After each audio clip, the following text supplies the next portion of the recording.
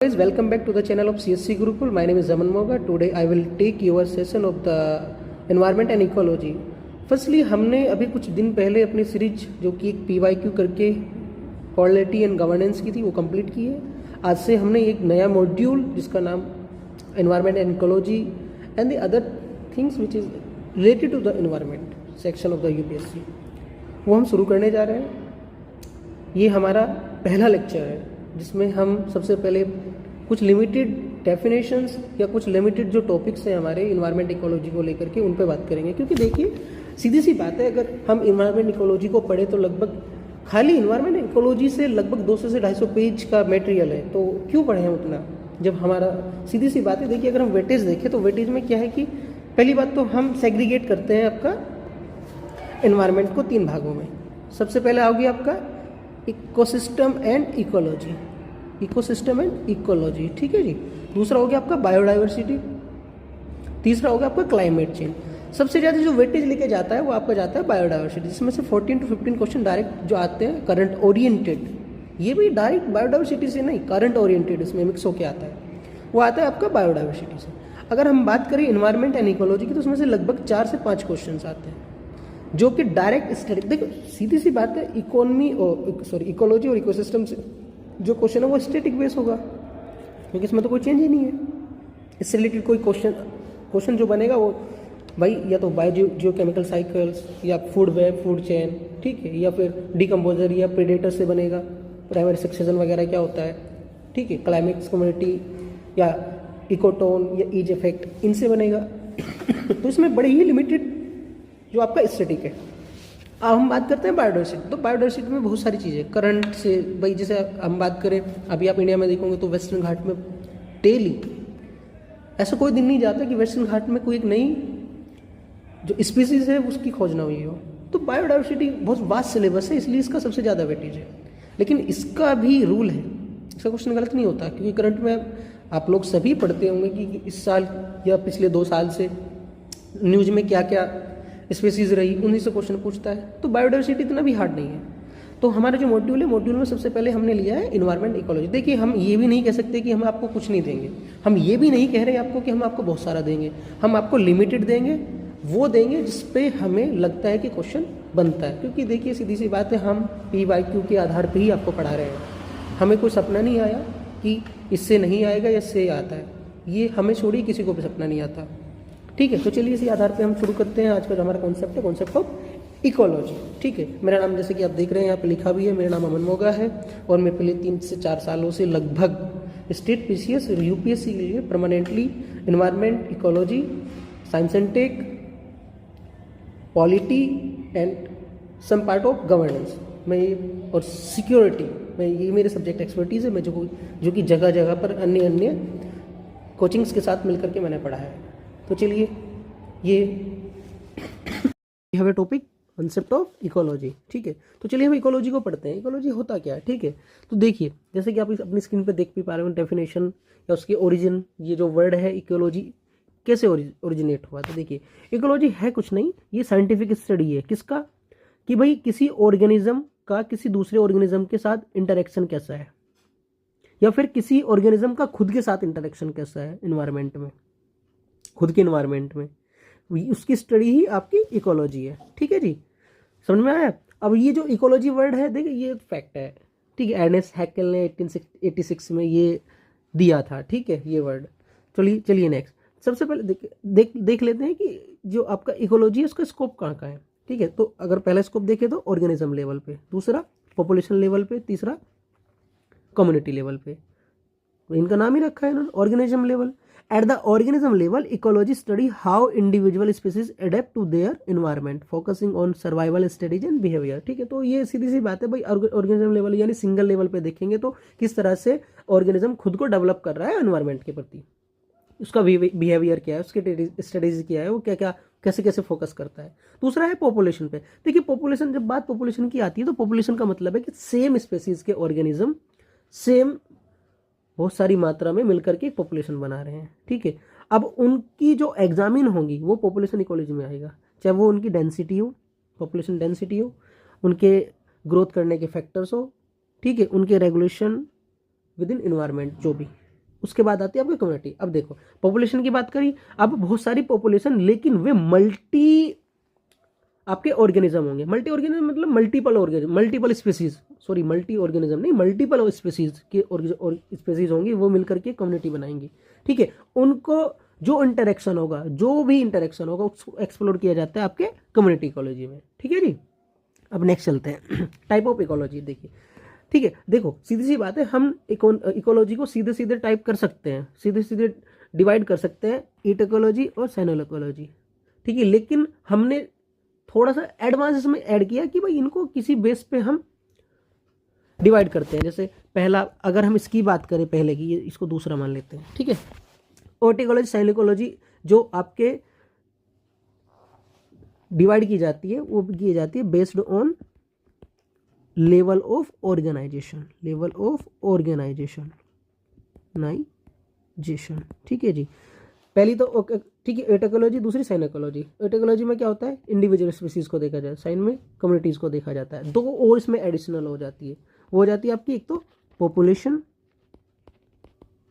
Ecology, दूसरी होती है आपकी इकोसिस्टम इकोलॉजी। ठीक है जी, ये दो टर्म हमने अलग से एडवांस में ऐड कर दी। हालांकि पूछता नहीं है, लेकिन फिर भी बताने में क्या जा रहा है, भाई ज्ञान है, थोड़ा सा दे देते हैं, 1-2 सेकंड की तो बात है। ठीक है, अब इसमें क्या होता है, इसमें कुछ फैक्टर्स होते हैं, उनको स्टडी किया जाता है। जैसे साइज क्या होगा, डेंसिटी क्या होगी, growth of population single species की। ठीक है, जैसे बर्थ रेट क्या है, birth rate, death rate, immigration, migrant. ठीक है, ये होता है आपके पॉपुलेशन में। जब बात करें मैं इकोसिस्टम की, तो वही सीधी सी बात है भाई, कौन से ये स्टडी की जाती है कि भाई जो आप लिविंग, जो एंटायर लिविंग बायोटिक या अबायोटिक कंपोनेंट्स हैं, वो किस तरह से इंटरेक्ट कर रहे हैं, एनर्जी फ्लो, न्यूट्रिएंट साइकिल किस तरह से उसमें फ्लो कर रही है। ठीक है जी, ये इकोसिस्टम हो गया। अब दूसरा होता है आपका based on habitat, based on habitat. ठीक है जी, हैबिटेट पहला हो गया आपका टेरेस्ट्रियल, दूसरा हो गया आपका एक्वाटिक। क्या जी, एक्वाटिक। ठीक है, तो इसको मैं ज़्यादा ना बताऊँ, सीधी सी बात है, एक्वाटिक यानी जो पानी के अंदर, पानी की फ्रेश वाटर मरीन इकोसिस्टम, जिसको बोलते हैं निम्नोलॉजी, ओशिनोग्राफी, भाई मरीन इकोलॉजी। ठीक है, coral reef, estuaries, ocean. Fresh ecology में आपका आ जाता है पॉन्ड, लेक, रिवर। ठीक है जी, उनको स्टडी करते हैं। तो मैं अगर ज़्यादा डीप ना जाऊँ, क्योंकि पहले से आप लोगों ने ये पढ़ रखे हैं। ठीक है जी, चलिए नेक्स्ट इंपॉर्टेंट कुछ प्रिंसिपल्स है। देखिए ये थोड़ा सा एडवांस नॉलेज है, ज़्यादा इसकी जरूरत है नहीं थी, लेकिन फिर भी हम इसको थोड़ा सा रख लेते हैं। ठीक है, law of tolerance, law of law, sorry Liebig's law, carrying capacity. Carrying capacity सबने सुनी होगी कि कैरिंग कैपेसिटी क्या है, कि भाई किसी भी इन्वायरमेंट में पॉपुलेशन साइज कितना मैक्सिमम होता है स्पेसीज का, वो कैरिंग कैपेसिटी कहलाती है, कि भाई जिससे डिग्रेडेशन सस्टेन रहे, ना हो। ठीक है जी, लिग्बीज लॉ, लिग्बीज लॉ कुछ नहीं है, ये कहता है कि भाई जो मिनिमम इंडिकेट्स है ना किसी भी स्पेसीज के ग्रोथ होने के, वो उनके लिमिटेड रिसोर्सेज के आधार पर है, कि भाई उनके टोटल अमाउंट अवेलेबिलिटी पे नहीं देखी जाती, उनकी इंडिकेट्स पे देखी जाती है कि उनकी ग्रोथ कैसे की जा रही है। ठीक है, और टॉलरेंस का तो सीधी सी बात है, ये भाई ये कहता है कि कोई भी अबंडेंस स्पीसीज अगर एग्जिस्ट कर रही है, तो सीधी सी बात है वो डिपेंड कर रही है उसके इन्वायरमेंटल कंडीशन पे। अगर वो लिमिटेड है तो वो लिमिटेड रहेगी, अगर वो लिमिटेड नहीं है तो अनलिमिटेड रहेगी। ठीक है जी, नेक्स्ट। ठीक है, तो देखिए यहाँ पे हमने ये चीज़ें खत्म कर दी, लेकिन हम यहाँ पे कुछ और ऐड करके चलेंगे, क्योंकि पीपीटीज में सारी चीज़ तो रख नहीं सकते। ठीक है जी, जैसे level of organisation, level of organisation. ठीक है, अभी हमने बात करी क्या क्या हो सकता है, पहला ऑर्गेनिज्म, दूसरा पॉपुलेशन, अभी हम पढ़ के आए, कम्युनिटी। ठीक है, उसके बाद बायोम, उसके बाद बायोस्फीयर, बायोस्फीयर। ठीक है जी, अब इनकी डेफिनेशन अगर मैं यहाँ पे डिस्कस करूंगा तो थोड़ा सा शायद टाइम लग जाए, हालांकि आप लोगों को आती होगी, लेकिन फिर भी मैं बोल देता हूँ। जैसे इकोसिस्टम की तो सीधी सी बात है कि भाई कोई भी community plus abiotic environment ecosystem मिलकर बना देगा। Community different population of various species. ठीक है, अगर हम बायोम की बात करें, बायोम क्या है, एक लार्ज रीजन होता है जिसमें ये कैटेगराइज किया जाता है कि स्पेसिफिक क्लाइमेट है, जैसे टुंड्रा या डेजर्ट। ठीक है, बायोम की बात करें। और बायोस्फीयर क्या होता है, भाई बहुत सारे इकोसिस्टम मिलकर के पृथ्वी पे एक बायोस्फीयर बनाते हैं। ठीक है जी, चलिए नेक्स्ट चलते हैं। अब आता है आपका इकोसिस्टम। ठीक है जी, इकोसिस्टम नेचर, इकोसिस्टम जैसे कि आप यहाँ पे स्क्रीन पे देख भी रहे हैं, understanding ecosystem nature's interconnect web. तो देखिए ये जो इकोसिस्टम है वो स्ट्रक्चरल एंड फंक्शनल यूनिट होती है किसी भी इन्वायरमेंट की, ठीक है, क्योंकि डेफिनेशन में ही वो कहता है कि an ecosystem is defined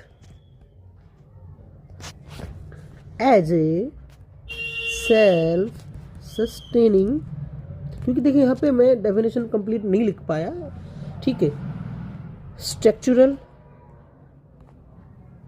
and functional unit जैसे कि यहाँ पे लिखा भी है ऑफ इन्वायरमेंट या of A biosphere, of the biosphere, ये बेटर रहेगा, ठीक है, बायोस्फीयर SPHERE बायोस्फीयर, ठीक है, चाहे वो बायोटिक हो चाहे नॉन बायोटिक हो, ठीक है। साथ में ये उनके जो इंटरेक्टर फैक्टर्स हैं उनको भी दर्शाता है, ठीक है, डिफाइन करता है, ठीक है। सीधी सी बात है, ये फैसिलिटेट करता है कि भाई एनर्जी का फ्लो कैसा है, ठीक है, न्यूटन साइकिल कैसी है, तो ये इकोसिस्टम है, ठीक है। अगर इकोसिस्टम के हम स्ट्रक्चर पर जाए तो तुम सबको पता है कि इकोसिस्टम टू टाइप का बायोटिक, ठीक है, बायोटिक वो कंपोनेंट्स होते हैं उसके जो फिजिकल एनवायरनमेंट में पाए जाते हैं, जैसे क्लाइमेट फैक्टर, ठीक है, एडाफिक फैक्टर या फिर न्यूट्रिएंट्स, ठीक है। जैसे कि हम बात करें लाइट की तो ये क्लाइमेट फैक्टर है, टेम्परेचर की या वाटर की तो ये क्या है, सब क्लाइमेट फैक्टर्स है। एडाफिक फैक्टर्स की बात करें तो वो सॉइल स्ट्रक्चर या फिर pH लेवल वाटर का जितना भी होगा या जो मिनरल्स होंगे उनको। न्यूटन साइकिल में हम वही नाइट्रोजन, फास्फोरस, पोटेशियम ये देखते हैं, ठीक है। दूसरा आता है आपका ये, अभी हमने उसकी बात करी, ठीक है। तो यहाँ पे एबायोटिक फैक्टर में हमने 3 फैक्टर्स की बात करी, क्लाइमेट फैक्टर की, दूसरे थे हमारे एडाफिक फैक्टर्स, तीसरा था हमारा न्यूट्रेंट, ठीक है जी। एडाफिक में मैंने आपको बता दिया, क्लाइमेट में आपका वही टेम्परेचर, ठीक है, लाइट यानी सनलाइट और वाटर, ठीक है, ये क्लाइमेट में हो गया। एडाफिक में आपके जैसे भाई सॉइल का मॉइस्चर कैसा है, सॉइल का स्ट्रक्चर कैसा है, pH लेवल कितना है, ठीक है। और न्यूट्रेंट में आपका वही फास्फोरस, पोटेशियम, न्यूट्रेंट, नाइट्रोजन, ठीक है, ये सब। अब बात करते हैं बायोटिक की, ठीक है। तो बायोटिक जो होते हैं, बायोटिक कंपोनेंट होते हैं, वो होती है लिविंग कम्युनिटी। क्या होती है जी, आपकी लिविंग कम्युनिटी होती है, यानी जो प्रोड्यूसर्स होते हैं, ठीक है, ठीक है। इसके भी ये इनकी एनर्जी लेवल पर डिपेंड करते हैं, ठीक है। प्रोड्यूसर, कंज्यूमर और डिकम्पोजर। कंज्यूमर 3 तरह के होते हैं, primary, secondary and tertiary. Top predator जो होंगे आपके वो टर्सरी होंगे, सेकेंडली आपके प्राइमरी होंगे, प्राइमरी कार्निवोरस, और प्राइमरी जो होते हैं वो हर्बीवोरस होते हैं, जैसे ग्रास होपर या डियर की हम बात करें। फूड चेन में आप देखोगे भी उस चीज़ को, ठीक है। तो अब चलिए आगे की तरफ चलते हैं। इसमें टाइप ऑफ इकोसिस्टम दे रखे हैं, ठीक है। टाइप ऑफ इकोसिस्टम देखो, इकोसिस्टम 2 प्रकार का होता है। पहला हो गया आपका नेचुरल, दूसरा हो गया आपका आर्टिफिशियल, ठीक है। अब नेचुरल 2 प्रकार के होते हैं, ये जो है ना टेरेस्ट्रियल और आपका एक्वाटिक, ये आपके नेचुरल इकोसिस्टम है, ठीक है भाई। जैसे आप फॉरेस्ट की बात करो, टेरेस्ट्रियल में टेरेस्ट्रियल की बात करें, फॉरेस्ट की बात करो, आप डेजर्ट की बात करो, ग्रासलैंड की बात करो, या टुंड्रा या जो भी बायोम्स हैं उनकी बात करें। एक्वाटिक में आप वो ये स्टैंडिंग वाटर होगा, उसको लैंटिक, देखो एक्वाटिक में यहाँ पे लिख दे रहा हूँ। एक्वाटिक में 3 होते हैं आपके, लैंटिक, लोटिक और मरीन। लैंटिक वो होगा जो स्टैंडिंग वाटर होगा, यानी रुका हुआ पानी, जैसे वाटर पॉन्ड हो गया या लेक हो गई, ठीक है। और लैक्टिक आपका रनिंग वाटर, रिवर्स। मरीन में आपको वही ओशियन, कोरल रीफ्स, यानी जो साल्ट वाटर होंगे, ठीक है। और आर्टिफिशियल में वही, आर्टिफिशियल में जो मैन मेडेड होते हैं, ठीक है। दूसरे होते हैं आपके आर्टिफिशियल जो मैन मेडेड होते हैं, ठीक है। जैसे एस्चुरीज की बात कर ले हम, ठीक है, या फिर आपका क्रॉप फील्ड की बात करें, एक्वेरियम की बात कर ले, गार्डन्स की बात कर ले, तो ये क्या है, हमारे आर्टिफिशियल इकोसिस्टम है, ठीक है। तो मैं यहाँ पे ज़्यादा डीप में नहीं जाऊँगा, क्योंकि देखिए सीधी सी बात है, 1-2 क्वेश्चन इस पे आता है, वो भी इनसे नहीं आएगा, वो आएगा आपका न्यूट्रन साइकिल से, या जियोकेमिकल साइकिल्स होगी उनसे आएगा, ठीक है। या फिर डिकम्पोजर्स या प्राइमरी जो होंगे वो भी आएंगे, लेकिन वो भी जो आपके न्यूज में थे उससे रिलेटेड होकर के आएंगे, मिक्स होकर, यानी बायोडाइवर्सिटी के पार्ट में होकर आएंगे, ठीक है। तो हम ज़्यादा इसको यहाँ पे समय नहीं देना चाह रहे, ठीक। Functions of ecosystem, energy flow, productivity, decomposition, nutrient cycle में हम पढ़ेंगे अब, ठीक है। वही आपकी नाइट्रोजन साइकिल, फास्फोरस साइकिल, ठीक है, दोनों पढ़ेंगे, सेडिमेंट्री भी और गैसियस भी, ठीक है। एनर्जी फ्लो से पहले 2 चीज़ें और होती हैं, उसको बोलते हैं, एक तो प्रोडक्टिविटी, दूसरी आपकी डिकम्पोजिशन किसका, आपके इकोसिस्टम का। तो प्रोडक्टिविटी क्या है, प्रोडक्टिविटी सीधी सी बात है वो रेट है जिसमें बायोम्स या जो भी ऑर्गेनिक मैटर है वो जनरेट हो रहा है। जो प्राइमरी प्रोडक्टिविटी है वो point of all life, her life पे देखी जाती है, ठीक है। बस सीधी सी बात है किसी भी बायोमास में ऑर्गेनिक जो मैटर है वो जनरेट हो रहा है, किस रेट से हो रहा है, वो इसकी प्रोडक्टिविटी है। डिकम्पोजिशन भाई वो अपने आप को जो ऑर्गेनिक मैटर है वो कॉम्प्लेक्स जो ऑर्गेनिक मैटर है वो अपने आप को किस भागों में तोड़ रहा है, कार्बन जैसे CO2 के या वाटर के या न्यूट्रिएंट के रूप में तोड़ता है, ठीक है, उसको बोलते हैं डिकम्पोजिशन, ठीक है। उसके बाद आता है एनर्जी फ्लो। एनर्जी एंटर की जाती है सनलाइट से और डायरेक्शनली थ्रू टॉपिक लेवल के आधार पे वो पूरे के पूरे उसमें फैलती है, ठीक है। उसके बाद न्यूटन साइकिल, एनर्जी फ्लो यहाँ पे लिखा भी है, energy flow refer the transfer of the energy through different trophic levels, अभी मैंने बताया आपको, ठीक है। प्रोड्यूसर्स, वेरियस कंज्यूमर्स, उसके बाद जो भी लेवल ऑफ इकोसिस्टम होगा। न्यूट्रन साइकिल इन्वॉल्व करता है मूवमेंट ऑफ एसेंशियल न्यूट्रंस, जो न्यूट्रिएंट्स हैं उनको लेकर के, ठीक है। तो यहाँ पे एक जो क्वेश्चन बन सकता है जहाँ तक मुझे उम्मीद है वो बनेगा आपका, कंपोनेंट दे देगा, उनके फंक्शन दे देगा और उनके एग्जाम्पल दे देगा और पूछेगा कि ये सही है या नहीं। जैसे एबायोटिक की हम बात करें, एबायोटिक में उसने कहा कि भाई ये सेट करते हैं, लिमिट्स को सेट करती है बहुत सारी सर्वाइवल्स, जैसे एग्जाम्पल है इनका सनलाइट, सॉइल और पीएच। जहाँ पीएच ज़्यादा हो गया तो सीधी सी बात है वहाँ पे थोड़ा सा क्या होगा, जो डेंसिटी है, जो प्रोडक्टिविटी वो कम हो जाएगी। सनलाइट जहाँ कम होगी प्रोडक्टिविटी कम है, सॉइल जहाँ ठीक नहीं होगी तो वहाँ प्रोडक्टिविटी होगी नहीं, सीधी सी बात है।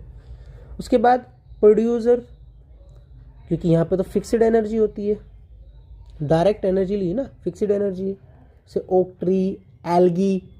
कंज्यूमर्स, जो इनको कंज्यूम करेंगे, कंज्यूमर्स स्पेशली जो कंज्यूमर्स होते हैं उसमें होती है ट्रांसफर्स एनर्जी, डियर, वोल्फ। उसके बाद आते हैं आपके डिकम्पोजर्स, ये क्या करते हैं, जो न्यूट्रिएंट्स लेकर के इन्होंने एनर्जी को क्रिएट किया था प्रोड्यूसर के रूप में, अभी उनको वापस दे देते हैं किसको, सॉइल को, जैसे मशरूम, बैक्टीरिया, ठीक है। तो इससे क्वेश्चन बन सकता है जहाँ तक मुझे उम्मीद है, इसके अलावा मुझे तो नहीं लगता कि और कोई ऐसा टॉपिक इसमें रहा होगा, ठीक है। Next is food chain dynamics, sorry, understanding energy transfer among organism, ठीक है। तो फूड चेन जो आपका ये है, ठीक है, तो सीधी सी बात है, फूड चेन का मतलब ही क्या है कि एनर्जी ट्रांसफर है, ठीक है। और अगर हम इसके स्ट्रक्चर को देखें तो सिंपली क्या है, प्रोड्यूसर और प्रीडेटर, ठीक है।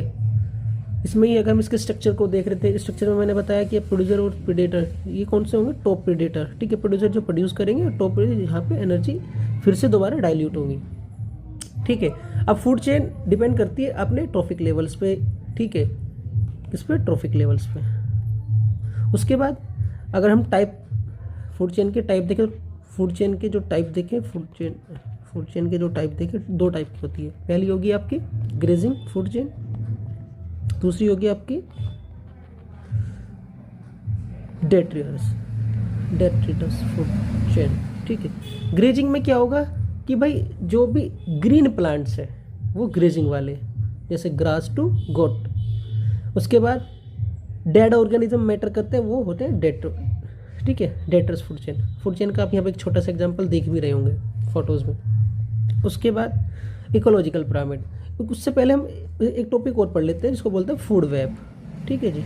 फूड वेब ये भी बिल्कुल वैसे ही है, लीनियर फूड चेन की तरह ही है, क्योंकि ये पहली बात ये रेयर होती है बहुत, क्योंकि यहाँ पे एक फ़ोटो नहीं है, वो नेटवर्क वाला फ़ोटो, कोई नहीं, वो आपको नोट्स में मिल जाएगा, डोंट वरी, आप बेफिक्र रहिए। हाँ, केवल हम सोच रहे हैं कि हम उस पर ज़्यादा ध्यान दें जिससे हमें ज़्यादा मार्क्स फैक्ट करने की मौका मिले, ठीक है। तो माफ़ कीजिएगा, मैं यहाँ पे एक फ़ोटो ऐड करना भूल गया, ठीक है। देखिए फूड वेब में ज़्यादा कुछ नहीं, फूड वेब क्या है, रियल वर्ल्ड रिप्रेजेंटेशन है, स्टेबिलिटी है या कॉम्प्लेक्सिबिलिटी को दर्शाता है ऑर्गेनिजम्स के बीच। जैसे इसको एग्जांपल एक तरह से, जैसे रियल वर्ल्ड मैं लिख देता हूँ यहाँ पे, रियल वर्ल्ड रिप्रेजेंटेशन, ठीक है। इस पर फोकस करता है कि भाई बहुत सारे ऐसे ऑर्गेनिजम्स होते हैं जो एक से ज़्यादा फूड पसंद करते हैं या ऑर्गेनिजम्स को खाते हैं। जैसे मान लिया एक एग्जांपल ले लेते हैं हम, फॉक्स है, ठीक है, फॉक्स स्मॉल बर्ड्स को भी खा लेती है, ठीक है, और क्या बोलते हैं आपके और भी चीज़ें हैं उनको खा लेती है, ठीक है, जैसे फिश वगैरह भी की बात कर ले हम, ठीक है, तो हो जाता है। या बियर भालू वगैरह वगैरह को खा लेती है, ठीक है। उसके बाद स्टेबिलिटी इसमें इसी में ही ये नंबर 1 नंबर 2 इसमें देखिए इसकी स्टेबिलिटी में देखो फूड वेब प्रोवाइड करती है स्टेबिलिटी किसी भी इकोसिस्टम को, क्योंकि एक जो स्पीसीज होता है अगर वो डिसअपेयर होता है तो कंज्यूमर जो अल्टरनेटिव फूड सोर्सेज से उससे अपना काम चला लेता है, ठीक है। कॉम्प्लेक्सिटी, हाँ ये मोर कॉम्प्लेक्स होता है जो फूड वेब होता है, ठीक है। इसमें क्या है कि जैसे भी आपका रेजिलियंस इकोसिस्टम है उसको इसमें जो भी चेंज होंगे उसको ये एडॉप्ट करता चला जाएगा, ठीक है। उसके बाद आता है आपका इकोलॉजिकल पिरामिड, ठीक है। इकोलॉजिकल पिरामिड जैसे कि आप यहाँ पे देख भी रहे हैं, सेडिमेंट्री कंज्यूमर्स, प्राइमरी कंज्यूमर्स, ठीक है।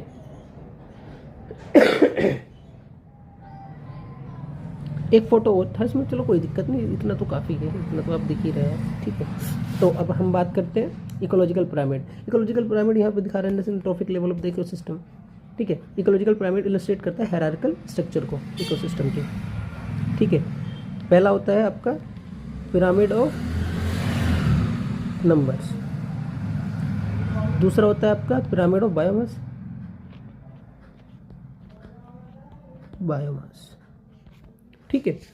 अब ये जो नंबर है ये केवल ये दिखाता है कि ये दिखाता है कि किसी भी जो टोटल नंबर किसी भी जो आपका क्या बोलते हैं एनवायरनमेंट है उसमें ये जो इकोलॉजिकल यूनिट है उसमें जो total number of individual organisms है प्रत्येक लेवल पे वो कितने हैं, ठीक है। चाहे वो इन्वर्टेड हो चाहे वो आउटवर्टेड हो, चाहे वो जैसे एग्जांपल लेते हैं कि जैसे बहुत सारे एक पेड़ पे बहुत सारे इंसेक्ट्स रहते हैं, इसके एग्जांपल ऐसे मान लीजिए। पिरामिड ऑफ बायोमास ये क्या करता है, total dry weight of living matter